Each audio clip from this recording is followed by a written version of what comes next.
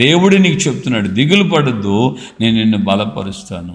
నా ప్రియమైనటువంటి దేవుని బిడ్డలారా, మరి ఈ రోజున నువ్వు ఏ విషయాల నిమిత్తమై కృంగిపోతున్నావు, నువ్వు ఏ విషయాల నిమిత్తమై కలవరపడుతున్నావు, ఈ విషయంలో నాకు బలం లేదు, నాకు శక్తి లేదు అని కృంగిపోతున్నావా?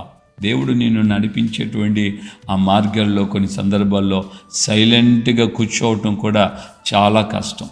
దేవుని సన్నిధిలో సైలెంట్గా మౌనంగా కూర్చోవటం కూడా, ఏ పని చేయకుండా సైలెంట్గా దేవుడు ఒకసారి నిన్ను కూర్చోబెడతాడు. అప్పుడు ఏం చేయాలి?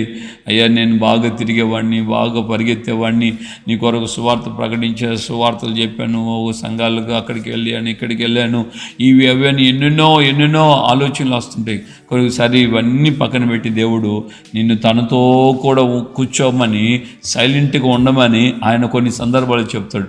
అప్పుడు నీకు బలం అవసరం. సైలెంట్గా ఉండి నిశ్శబ్దంగా ఆయన యొక్క స్వరం వింటూ ఆయన పాదాల దగ్గర కూర్చొని ఉన్నటువంటి సమయం అవసరం.